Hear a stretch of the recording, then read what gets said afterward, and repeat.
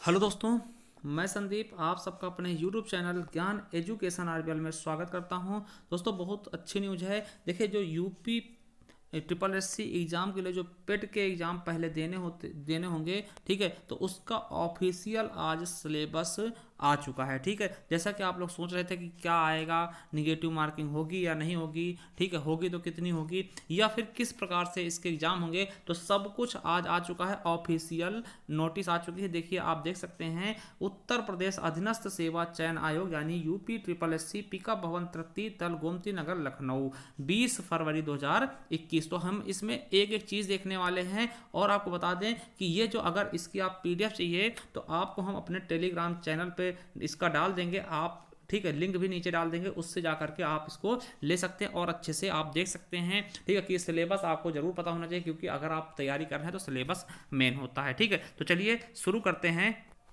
देखिए, आज का ही है। ठीक, ये देखिए सब कुछ दिया हुआ है। आप देख सकते हैं कि उत्तर प्रदेश शासन के कार्यिक अनुभाग 3, ठीक है, सब कुछ दिया हुआ, उसी चीज़ के बारे में बताया जा रहा है। तो इसको हम ज़्यादा टाइम वेस्ट नहीं करेंगे, हम सीधा जो हमारे मतलब का है उसको देखेंगे। देखिए, आज की डेट ये दी हुई है 20/11/2020। ठीक है, तो ये उस समय से मतलब ये चल रहे थे जो आपके समूह ग की भर्तियां आने वाली थी। ठीक, तो उसी के संबंध में देखिए, अंतर्गत प्रारंभिक अर्हता परीक्षा यानी पीईटी पेट, ठीक है, तो इनको देना होगा। क्योंकि आपको पता है कि यूपी ट्रिपल एस सी का आप एग्जाम देना चाहते हैं तो सबसे पहले आपको पेट एग्जाम निकालना होगा। ठीक है, तो चलिए देखते हैं। देखिए, ये देख सकते हैं आप, सब कुछ दिया हुआ है। 20/2/2021 ये आज का है। ठीक है, अब देखिए, ये आप देखिएगा, जो प्रेषक है शीतला प्रसाद, विशेष सचिव उत्तर प्रदेश शासन सेवा में सचिव उत्तर प्रदेश अधीनस्थ सेवा चयन आयोग लखनऊ। ठीक है, अब देखिए विषय क्या है, प्रारंभिक अर्हता परीक्षा के परीक्षा कार्यक्रम एवं पाठ्यक्रम का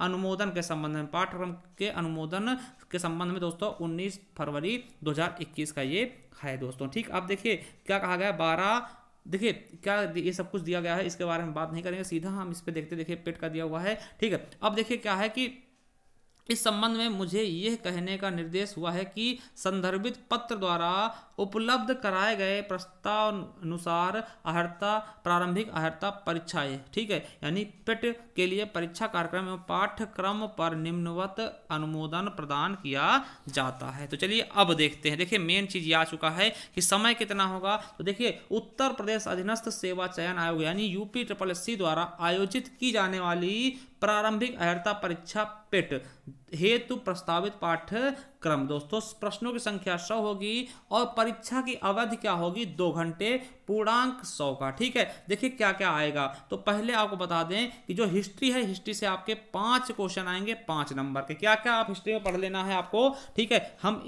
अपने इस चैनल पर भी सभी तरह के क्लास चलाने वाले हैं। देखिए, जो सिंधु घाटी सभ्यता उसके बारे में, वैदिक संस्कृति और बौद्ध धर्म, जैन धर्म, मौर्य वंश, गुप्त वंश, हर्षवर्धन और राजपूत काल के बारे में आपको पढ़ना है। 5 नंबर के क्वेश्चन यहां से आएंगे, यानी हिस्ट्री से आपके 5 क्वेश्चन होंगे। ठीक है, सल्तनत काल, मुगल साम्राज्य, मराठा साम्राज्य और जो भी आपके प्रथम स्वतंत्रता संग्राम चाहे 1857 की क्रांति है, और ब्रिटिश राज्य का सामाजिक आर्थिक प्रभाव पढ़ना है। वहीं भारतीय राष्ट्रीय आंदोलन, देखिए फिर 5 नंबर के, यानी 10 नंबर के तो आप केवल हिस्ट्री से आएंगे। ठीक है, स्वाधीनता आंदोलन के प्रारंभिक वर्ष, स्वदेशी तथा सविनय अवज्ञा आंदोलन, महात्मा गांधी तथा अन्य नेताओं की भूमिका, क्रांतिकारी आंदोलन तथा उग्र राष्ट्रवाद का उदय और विधायी संशोधन तथा ब्रिटिश इंडिया एक्ट 1935 और भारत छोड़ो आंदोलन, आजाद हिंद फौज और नेताजी सुभाष चंद्र बोस के बारे में। यानी 10 क्वेश्चन के आपके हिस्ट्री से ही क्वेश्चंस आने वाले। वहीं भूगोल की बात करते हैं तो भूगोल से दोस्तों केवल 5 क्वेश्चन होंगे। क्या क्या होगा, आपको पहले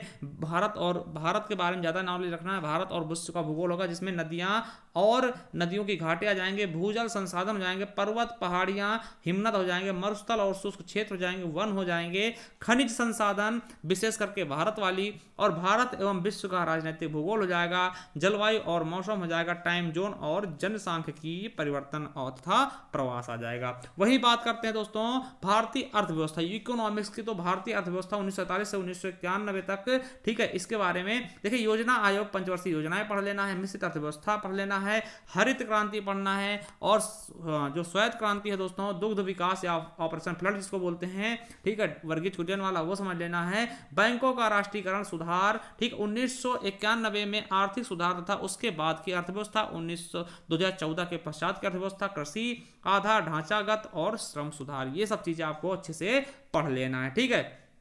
जीएसटी मत पढ़ना भूलिएगा, जीएसटी जरूर पढ़ना, ठीक है। अब देखिए आपका संविधान से दोस्तों देखते हैं तो भारतीय संविधान की मुख्य विशेषताएं क्या क्या हैं। नीति निर्देशक तत्व होगा दोस्तों, आयरलैंड से जो लिया गया, ये तो क्वेश्चन बनता ही बनता है यहाँ से। मौलिक अधिकार और कर्तव्य, संसदीय प्रणाली हो गई, संघीय प्रणाली, संघ शासित प्रदेश और केंद्र शासित प्रदेश यानी प्रदेशों के बारे में, यानी जितने भी 28 राज्य और 8 केंद्र शासित प्रदेश हैं उनके बारे में पढ़ लेना। सर्वोच्च न्यायालय, ठीक, उच्च न्यायालय, जिला प्रशासन और स्थानीय निकाय, पंचायती राज संस्थाएं, ठीक, तो इनके बारे में भी आपको बिल्कुल अच्छे से पढ़ना है, ठीक है। यहां से आपके 5 क्वेश्चन आएंगे 5 नंबर के। और सामान्य विज्ञान से आपको सब पढ़ना है, फिजिक्स, केमिस्ट्री और बायो तीनों को पढ़ लेना है, ठीक है। 5 क्वेश्चन यहां से आपको मिल जाएंगे। और प्रारंभिक गणित में क्या पढ़ना, आपको पूर्ण संख्या हो गई, भिन्न तथा दशमलव हो गए, ये भी 5 क्वेश्चन आएंगे गणित से, ठीक है। और साधारण अंकगणितीय समीकरण आ जाएंगे, घनमूल, वर्गमूल आएगा, घातांक एवं घात आएंगे, और औसत से 5 क्वेश्चन आपके यहां से आ जाएंगे, यानी मैथ से भी 5 क्वेश्चन आपके देखने को मिलेंगे दोस्तों। और सामान्य हिंदी से दोस्तों आपकी संधि हो जाएगी, विलोम शब्द, पर्यायवाची शब्द, वाक्यांश के लिए एक शब्द, लिंग हो गए, संभिन्नार्थक शब्द हो गए, मुहावरे हो गए, सामान्य शुद्धियां हो गई, लेखक और रचनाएं हो गई, गद्य एवं पद्य की दोस्तों। तो यहां से आपके 5 क्वेश्चन हो जाएंगे, ठीक है। तो हिंदी तो आप हमारे चली रही है, पूरी संपूर्ण हिंदी हम पढ़ रहे हैं दोस्तों, ठीक है। अगर आप किसी भी एग्जाम की तैयारी कर रहे हैं तो आप हमारे से हिंदी पढ़ सकते हैं, ठीक है। चलिए अब आगे देखते हैं दोस्तों।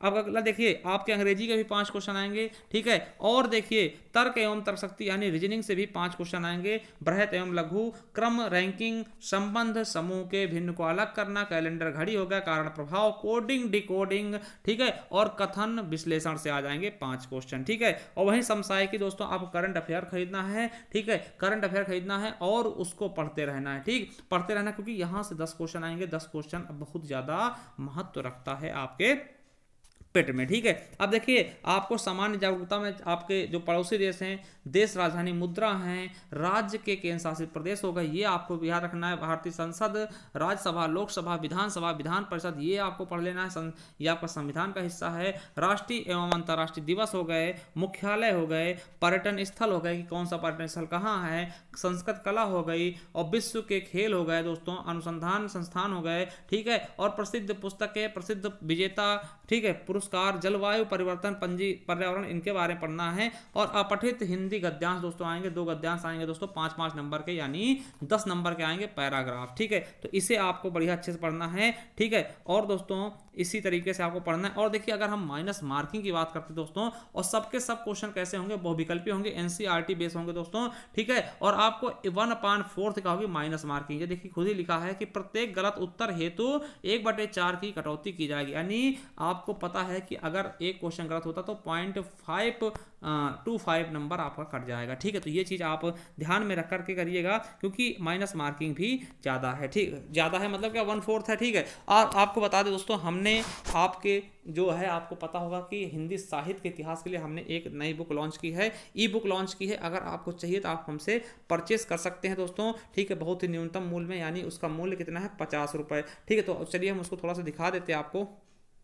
तो देखिए ये हमने बुक अपने से बस बहुत अच्छा इसमें कंटेंट देने की कोशिश की है। ये आपके आने वाले एग्जाम सभी के लिए दोस्तों, चाहे वो सुपर टेट हो, ठीक है, जो कि आपके प्राइमरी लेवल का, जूनियर लेवल का, कुछ भी हो दोस्तों, यूपीएसआई से लेकर के आपके किसी भी एग्जाम के लिए, ठीक है, नेट, टीजीटी होगा, पीजीटी होगा, यूपीएसआई, लेखपाल, सीटेट, जितने भी एग्जाम होने वाले सबके लिए बहुत ज़्यादा इंपॉर्टेंट, क्योंकि हिंदी साहित्य से क्वेश्चन पूछे आते हैं ज़्यादातर। देखिए इस ई बुक में है क्या दोस्तों, सभी प्रकार के पुरस्कार होंगे, कवि और उनके उपनाम होंगे, जन्मस्थान होंगी, रचनाएं होंगी, और संपूर्ण हिंदी साहित्य होगा, ठीक है। और इनमें जो प्रथम होते हैं, जैसे कि आपको थोड़ा हम दिखा दें, जैसे पूछ लिया जाए कि हिंदी के प्रथम लेखिका कौन हो गई हैं, है ना, प्रथम आदि कवित्री कौन है, ठीक है, हिंदी के प्रथम कवि हैं, किसके अनुसार कौन है, देखिए राहुल संस्कृत्यायन के अनुसार सरायपा हैं, ठीक है, हजारी प्रसाद द्विवेदी के अनुसार कौन है तो अब्दुल रहीम है, डॉक्टर बच्चन के अनुसार कौन है विद्यापति हैं, ठीक, आचार्य रामचंद्र शुक्ल के अनुसार मुंशी अभोज है। तो इस तरीके से मतलब दिए हुए हैं। तो ये लगभग 135 पॉइंट आपके यही हो जाएंगे, ठीक है, 135 पॉइंट लगभग इसी चीज के कि हिंदी में प्रथम क्या क्या है, और ऐसी चीज़ें आपको